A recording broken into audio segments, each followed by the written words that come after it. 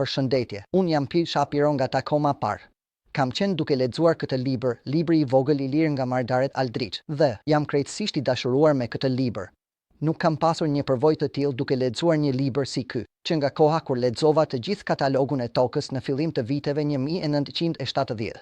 Ai libër ishte kaq i mbushur me shpresë dhe ide, dhe ky libër është po ashtu i mbushur me shpresë dhe ide.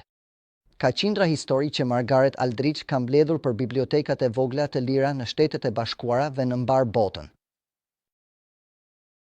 Ka 350 fotografi me ngjyra këtu dhe ndoshta e dini historinë e bibliotekës së vogël të lirë. Ishte një njeri në Wisconsin, Todd Ball, që e nisi këtë lëvizje duke ngritur bibliotekën e parë të vogël të lirë si një homazh për nënën e tij, një mësuese. Unë besoj. Dhe ai nuk kishte ato aftësi të shkëlqyera në marangozllëk, por ishte diçka që ai donte ta bënte dhe e ndërtuan nga mbetje ose materiale të ricikluara. Dhe pastaj ai kontaktoi mikun e tij Rich Brooks në Universitetin e Wisconsin-Madison dhe së bashku ata vendosën të zgjerojnë projektin.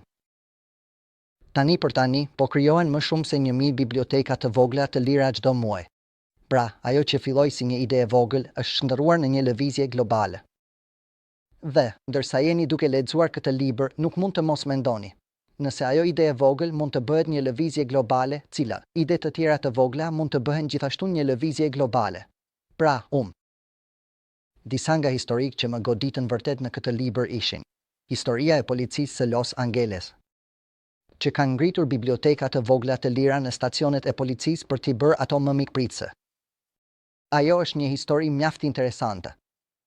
Dhe unë vërtet e dua të lexoj për të burgosurit në burgjet e Wisconsin. Ata kanë diçka që quhet projekti i shokëve të mirë, ku të burgosurit po ndërtuan biblioteka të vogla të lira dhe po i dhurojnë ato në komunitete të ndryshme në të gjithë vendin. Dhe pastaj kishte një projekt tjetër vërtet interesant në Minneapolis, ku po vendosin një bibliotekë të vogël të lirë në çdo blok. Në një pjesë të, mendoj se është Minneapolisi i Veriut, në një pjesë të qytetit ku studentët dhe të rriturit ndoshta nuk kanë aq shumë akses në libra. Pra, kjo ishte vërtet fascinante. Ky libër ka gjithashtu këshilla praktike për mënyrën se si të ndërtosh bibliotekën tënde. Ka plane në fund. Ka informacion rreth mënyrës se si të vendosësh një kontatori, kështu që mund të zbulojësh sa njerëz e kanë hapur bibliotekën tënde të vogël të lirë. Ndërsa po e lexoja këtë libër, u fascinova aq shumë. Shkova në YouTube dhe kërkova për Little Frey Library dhe gjeta një sër videosh vërtet interesante. Përfshir këngën e Little Frey Library, ku ka një familje që ka kompozuar një këngë për Little Frey Library. Dhe, natyrisht, ata këndojnë këngën duke qëndruar pikërisht pranë bibliotekës së tyre të vogël të lirë. Një gjë tjetër që më pëlqen në këtë libër janë sugjerimet. Autori ka sugjerime se si një komunitet mund të krijojë një antologji të shkrimeve të autorëve në lagje dhe ta vendosin atë në bibliotekën e tyre të vogël të lirë dhe ta përdorin atë si një mjet për ndërtimin e komunitetit. Pra, ky libër është një nga ato pak libra që unë vërtet e dua. Kjo duket si gjatësia e dorë. Nuk duket as shumë i gjatë, as shumë i shkurtër. Çdo faqe të tërheq për të kaluar në faqen tjetër. Do të doja shumë ta shija këtë libër 2 herë më të gjatë. Në edicionin e ardhshëm, nëse del një edicion i ri. Por ky edicion i parë është pikërisht siç duhet. Është mbutuar nga Coffee House Press. Përgjatë librave shihni ndryshon.